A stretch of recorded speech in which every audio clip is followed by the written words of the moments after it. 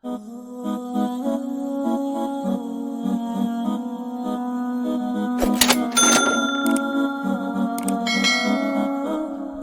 كم أهواها أشتاق لمرآها.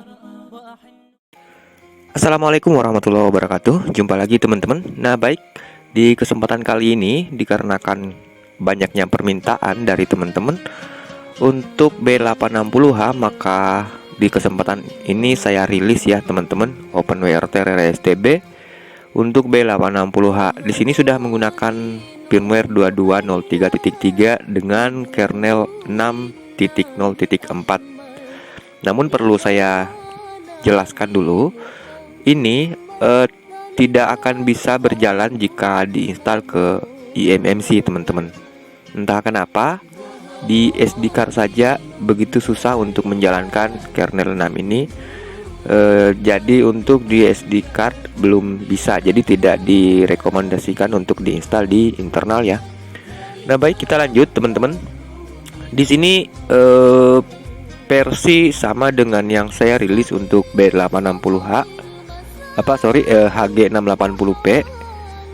Berhubung karena memang banyak diminta ya dari teman-teman versi casual ini teman-teman. Baik, teman-teman bisa lihat di sini masih seperti RSTB sebelum-sebelumnya ya. Namun ada beberapa yang perlu saya tambahkan sedikit untuk informasinya teman-teman. Firewallnya sudah menggunakan firewall 4 karena sudah OpenWRT versi 22. Nah, kemudian bandwidth HD masih tetap saya ikutkan, dan untuk sistem lognya teman-teman bisa lihat ya di sini. Mesin model ZTE B860H ya. Jadi yang saya gunakan ini adalah B860H P1 teman-teman. Nah, baik, kita lanjut. Di net monitor juga sudah beda dari sebelum-sebelumnya, yaitu sudah ada real time di sini teman-teman. Nah, real time ini untuk melihat penggunaan secara live ya. Jadi secara real time, jika ada proses download atau ada proses penggunaan bandwidth yang besar, maka di daftar list IP yang ada di sini nantinya itu akan berada di posisi paling atas teman-teman. Jadi bandwidth yang paling tinggi ada di posisi paling atas. Jadi kita bisa melihat klien IP mana yang menggunakan internet kita terlalu tinggi. Nah baik, kita lanjut di bagian selanjutnya. Masih tetap seperti biasa dari list RAM, dan saya jelaskan dulu ya teman-teman, kenapa tidak ada M13 atau M13 load balancing. Dikarenakan di firewall 4 ini belum support ya dengan M13 atau M13-nya yang belum ada updatean teman-teman untuk kompatibilitasnya dengan firewall 4 atau Nightable. Makanya di sini saya belum install ya. Bisa sih bisa, dan juga bisa digunakan teman-teman, akan tetapi akan mengganggu firewall karena M13 itu masih menggunakan IP table. Jadi seperti itu ya.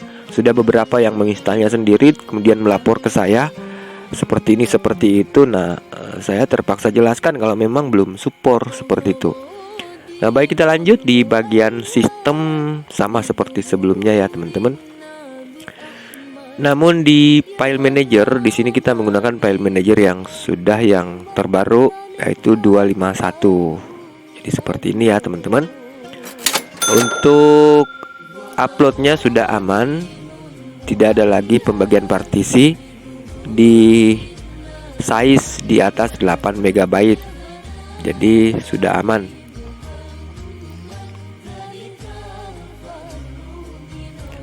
Nah, kita lanjut lagi di schedule task. Perlu saya jelaskan juga, di schedule task yang di atas ini teman-teman, SBIN Free SH itu adalah sama dengan rilis RAM ya. Akan tetapi ini berjalan di background dan secara schedule seperti itu. Jadi berjalannya itu setiap 1 jam. Kemudian yang di bawahnya ini adalah refresh atau update data untuk net monitor teman-teman, atau PNstat ya. Jadi dia jalan tiap 5 menit. Jadi tiap 5 menit data yang ada di sini akan berubah. Seperti itu ya teman-teman. Nah, jika ada yang misalnya stuck di jam tertentu atau di hari tertentu kemudian tidak lanjut lagi, tinggal cek aja ya di bagian schedule task, pastikan baris kedua ini ada teman-teman. Dan saya rasa sudah tidak ada masalah, tidak seperti firmware sebelumnya yang jika kita restart di bagian schedule task ini juga hilang. Namun sekarang sudah fix teman-teman. Nah, kemudian kita lanjut, masih tetap seperti biasanya ada di disk manager ya untuk teman-teman yang ingin expand penyimpanan ya atau space-nya, tinggal menggunakan diskman ini. Nah, kemudian kita lanjut di sini M-Logic Service-nya sudah menggunakan M-Logic Service terbaru, namun seperti yang saya katakan tadi tidak dianjurkan untuk digunakan install ke internal atau eMMC. Namun jika ingin menggunakannya untuk mengganti kernel itu tidak ada masalah teman-teman, silakan. Nah, baik, kita lanjut di bagian modem sama seperti sebelumnya. Sudah tidak menggunakan signal overview, akan tetapi kita sudah menggantinya menjadi modem info di sini teman-teman. Oke. Nah, kita lanjut di bagian service. Berhubung karena memang ini adalah kelas WAL, maka tunnelnya ada dua teman-teman, ada passwall dan ada open class. Kita tunggu, ini agak lelet ya, saya menggunakan SD card, entah itu SD card apa teman-teman. Yang jelasnya tidak ada label, tidak ada sama sekali, dan bukan kelas 10, makanya agak lambat diakses. Itu pun hanya di passwall, namun di open class tidak ada masalah, cepet ya teman-teman. Nah, baik, kita lanjut lagi di sini base 64 dekode encode pindah dari status. Dikarenakan di sini sudah terlalu panjang, jadi kita akan seimbangkan dipindah ke service teman-teman, seperti itu ya. Nah, ini yang baru CoSNF table. Ini adalah untuk melimit, dan untuk tutorialnya sudah ada di Indonesian Tech channel ya teman-teman. Silakan teman-teman simak di situ jika ingin mempelajari atau ingin menggunakan NFT cost limit ini. Nah, kemudian kita lanjut zero tier, masih tetap ini adalah wajib ya, sebab tentunya teman-teman menggunakan untuk remote jarak jauh. Nah, di sini terminal juga masih tetap teman-teman. Teman-teman bisa lihat di sini STBB 860 HP1P2 dan kernelnya 6.0.4 seperti itu ya, dan lumayan adem ya teman-teman, seperti itu. Dan saya menggunakan yang P1, RAM-nya cuman 1 GB teman-teman, seperti itu. Oke, kita lanjut. Di sini tidak ada yang penambahan ya, wireless tidak ada, sebab tentu kita ketahui bahwa di kernel 6 itu B860H dengan HG680P belum bisa Wi-Fi on teman-teman. Namun jika ingin Wi-Fi on di firmware 22 bisa mengganti ke kernel 5.15 atau 5.10 sekian-sekian, seperti itu ya. Nah, saya rasa itu yang perlu saya jelaskan teman-teman, yang lain tidak ada, sama seperti sebelumnya. Dan mudah-mudahan sudah lancar ya di teman-teman.